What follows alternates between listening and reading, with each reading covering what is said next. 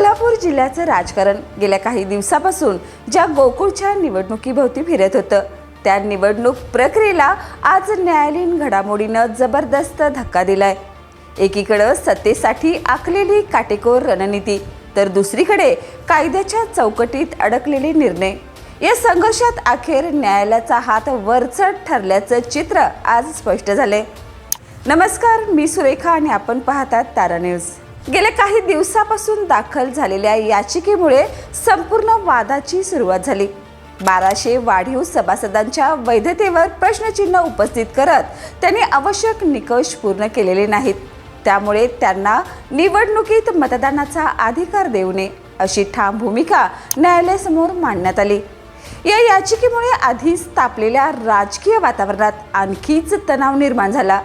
या पार्श्वभूमीवर सर्वात मोठी आणि धक्कादायक घडामोड म्हणजे राज्य सरकारची भूमिका बदलली।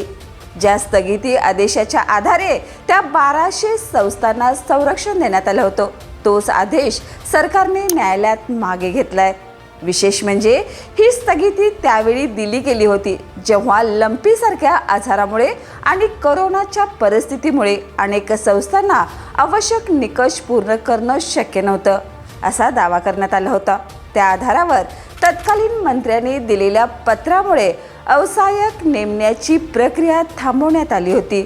मात्र आज न्यायालयात सरकारने स्वतःच तो निर्णय मागे घेतल्यामुळे या सगळ्या प्रक्रियेला पूर्णपणे नवं वळण मिळाले। याचा थेट अर्थ असा आहे की आता त्या 1200 संस्थांवर अवसायक नेमण्याची प्रक्रिया पुन्हा सुरू होणार आणि या संदर्भातील सुनावणी सहाय्यक निबंधकाकडे होणार आहे। इथूनच पुढे सगळं समीकरण बदललंय, कारण जोपर्यंत या संस्थांवरील चौकशी पूर्ण होत नाही तोपर्यंत त्यांना निवडणूक प्रक्रियेत सहभागी होता येणार नाही आणि याच ठिकाणी गोकुळच्या निवडणुकीचा खरा गेम चेंजर तयार होतो।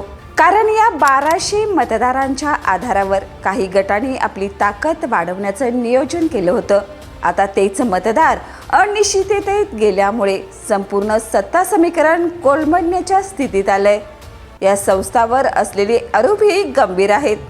अनेकांनी ऑडिट अहवाल सादर केलेले नाहीत, दूध संकलनाचे निकष पूर्ण केलेले नाहीत, काही ठिकाणी निवडणूक प्रक्रिया पारदर्शक नव्हती। अशा अनेक मुद्द्यांमुळे त्यांच्या वैधतेवर प्रश्नचिन्ह उपस्थित झालेत आणि आता या सर्व बाबींची तपासणी अधिकृतपणे होणार असल्यामुळे या संस्थांचं भवितव्यच अधांतरीत लटकलेलं आहे। या सगळ्या घडामोडीमध्ये सर्वात मोठा राजकीय फटका बसलेला आहे तो त्या नेतृत्वाला ज्यांच्या निर्णयावर ही स्थगिती उभी होती, कारण त्यांनी दिलेल्या पत्राच्या आधारावरच संपूर्ण प्रक्रिया थांबवण्यात आली होती आणि आता तेच पत्र मागे घेतल्यामुळे निर्णय प्रक्रियेवर प्रश्नचिन्ह उभे राहिलेत। याचा परिणाम फक्त कायदेशीर मर्यादित राहणार नाही तर थेट राजकीय परिणाम घडवणार आहे, कारण गोकुळसारख्या संस्थेत प्रत्येक मताचं महत्त्व प्रचंड असतं आणि इथेच 1200 मतदारांच्या अनुपस्थितीमुळे संपूर्ण समीकरण बदलण्याची शक्यता निर्माण झाली आहे। आता निवडणूक प्रक्रिया लांबणीवर पडणं जवळपास निश्चित मानलं जाते, कारण या प्रकरणाची सुनावणी, तपासणी आणि अंतिम निर्णय होईपर्यंत निवडणूक घेणं शक्य नाही।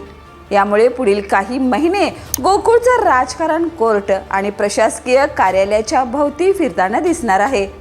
दरम्यान पडद्यामागे राजकीय हालचालींना वेग आलाय। नवीन आघाड्या, गुप्त बैठक्या आणि बदलत्या निष्ठा या सगळ्यामुळे गोकुळचा सत्ता संग्राम आता अधिकच रंगणार आहे। कोण कुणाच्या बाजूला उभं राहणार, कोणती नवीन समीकरणं तयार होणार आणि शेवटी सत्ता कोणाच्या हातात जाणार हे सगळं अजूनही अनिश्चिततेच्या गर्तेत आहे। आता एक गोष्ट मात्र स्पष्ट आहे, न्यायालयाच्या या एका निर्णयाने गोकुळच्या निवडणुकीचा संपूर्ण पटच बदललाय आणि आता इथून पुढे होणारी प्रत्येक हालचाल ही अधिक सावध, अधिक राजकीय आणि अधिक निर्णायक असणार आहे।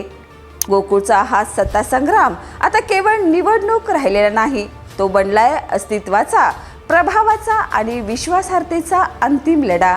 अशाच ताज्या अपडेटसाठी पाहत रहा तारा न्यूज, कारण सत्तेचा खेळ अजून संपलेला नाही।